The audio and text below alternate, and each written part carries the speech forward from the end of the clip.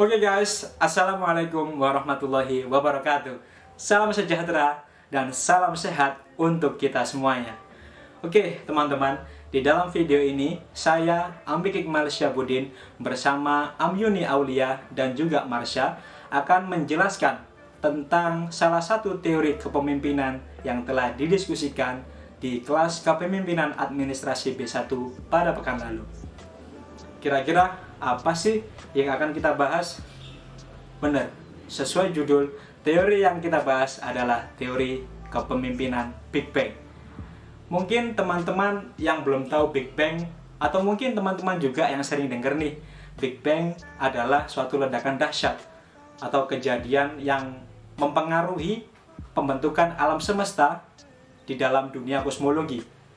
Dan juga teman-teman nih yang sering muter-muter CD K-pop atau lihat-lihat dan ngehobiin tentang K-pop, Big Bang, mungkin jawaban teman-teman itu kan soal boyband atau idol group, salah satu idol group yang ada di Korea.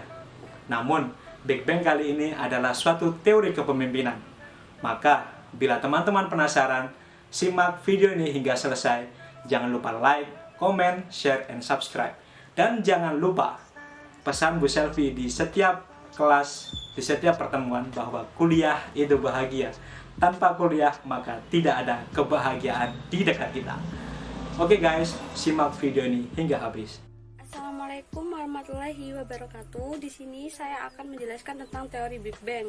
Nah, teori Big Bang itu berisi tentang bahwa kepemimpinan itu bisa didapatkan oleh semua orang jika orang itu mau mempelajari, melihat, dan mencari tahu tentang arti pemimpin itu.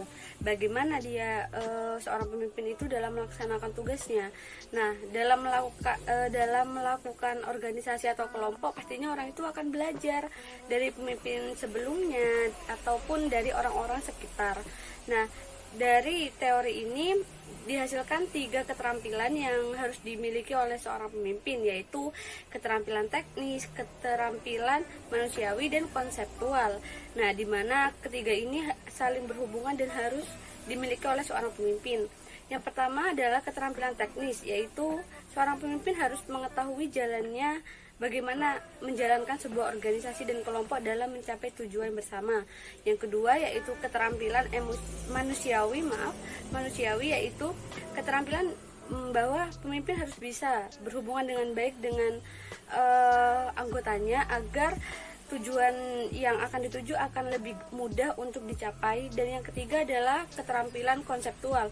Seorang pemimpin harus mempunyai ilmu pengetahuan yang sangat luas dan mau menerima perkembangan ilmu pengetahuan, di mana dengan mempunyai ilmu pengetahuan yang luas dan dia mau menerima, pastinya dia akan lebih mudah menyerap ilmu dan dia akan bisa menerapkan itu kepada organisasi tersebut. Di sini saya akan memberikan contoh 2 pemimpin sesuai dengan teori Big Bang. Yang pertama, Presiden Soeharto. Presiden Soeharto adalah Presiden Republik Indonesia kedua yang menjabat tepat setelah lengsernya Presiden Soekarno. Presiden Soeharto menjabat selama 32 tahun dan masa kepemimpinannya biasa kita kenal dengan Orde Baru. Presiden Soeharto menjabat dari tahun 1967 hingga tahun 1998. Background dari Presiden Soeharto sendiri bukanlah dari darah biru atau keluarga kerajaan, melainkan dia hanyalah seorang biasa, namun dengan perbuatannya dia dapat menjadi pemimpin Indonesia kala itu. Awalnya, Presiden Soeharto adalah seorang mayor jenderal.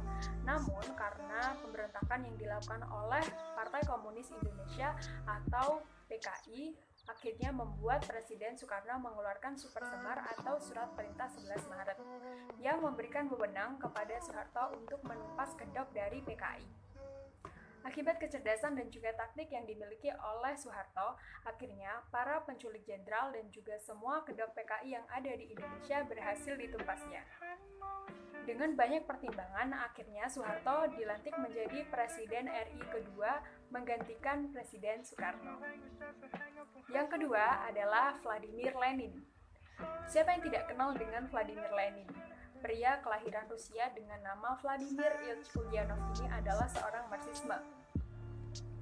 Sama seperti Soeharto, Vladimir Lenin juga bukan berasal dari darah biru atau keluarga kerajaan, melainkan dia hanyalah seorang biasa namun memiliki semangat yang tinggi untuk revolusi Rusia. Gerakan-gerakan yang dilakukan oleh Vladimir Lenin ini sebenarnya terinspirasi dari kakaknya yang pada saat itu dihukum mati oleh Tsar Rusia karena tergabung dalam rencana pembunuhan Tsar Alexander III. Semasa kuliah, Vladimir Lenin banyak sekali membaca buku tentang Karl Marx, sehingga hal itu sangat mempengaruhi ideologi Lenin. Lenin juga adalah pemimpin kaum Bolshevik. Kaum Bolshevik di sini adalah golongan keras yang menginginkan perubahan harus dimenangkan dengan senjata. Akhirnya terjadilah revolusi yang dipimpin oleh Lenin bersama kaum Bolshevik ini, dan akhirnya revolusi tersebut dimenangkan. Dengan kemenangan dari revolusi Bolshevik ini memberikan wajah baru kepada Rusia, yaitu dengan menggulingkan sistem Tsar yang ada di Rusia. Dengan itu juga lahirlah negara sosialis pertama di dunia, yaitu Uni Soviet, yang dipimpin langsung oleh kepala pemerintahannya, yaitu Vladimir Lenin. Itulah tadi 2 contoh pemimpin sesuai dengan teori Big Bang.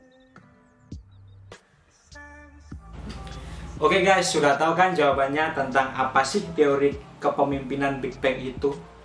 Dan teman-teman tadi tebakannya mungkin ada yang benar, ada yang salah ya.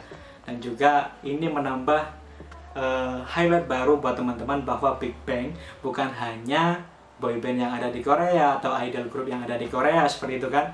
Dan juga Big Bang bukan hanya suatu kejadian atau ledakan dahsyat yang dibahas dan dikupas tuntas dalam dunia kosmologi.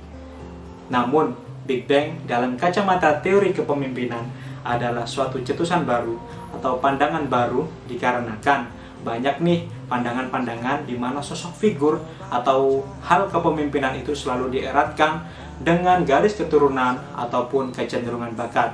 Namun, di teori Big Bang ini, sosok kepemimpinan atau sosok pemimpin itu hadir ketika ada suatu kejadian yang sangat luar biasa. Sudah dicontohkan di penjelasan sebelumnya bahwa Vladimir Lenin hadir ketika ada pergolakan di revolusi Rusia, dan juga ketika Bapak Jenderal Soeharto sekaligus Presiden Republik Indonesia kedua itu beliau hadir ketika Indonesia sedang masa krisis, dan juga kita mengenang pergolakan zaman di mana terjadi adanya pengkhianatan G30S yang sering dikaitkan dengan Partai Komunis Indonesia pada tahun 1965. Ini menurut kami adalah suatu realita di mana setiap masa pasti ada orangnya, dan setiap orang akan memiliki masanya sendiri. Itulah tadi teman-teman hasil diskusi kami yang kami suguhkan kepada teman-teman tentang teori kepemimpinan Big Bang. Semoga teman-teman suka, semoga teman-teman menyimak kupasan-kupasan kami, dan juga akan kami sediakan kolom diskusi di kolom komentar. Terima kasih teman-teman. Jangan lupa like, comment, share, and subscribe. Thank you. Wassalamualaikum warahmatullahi wabarakatuh.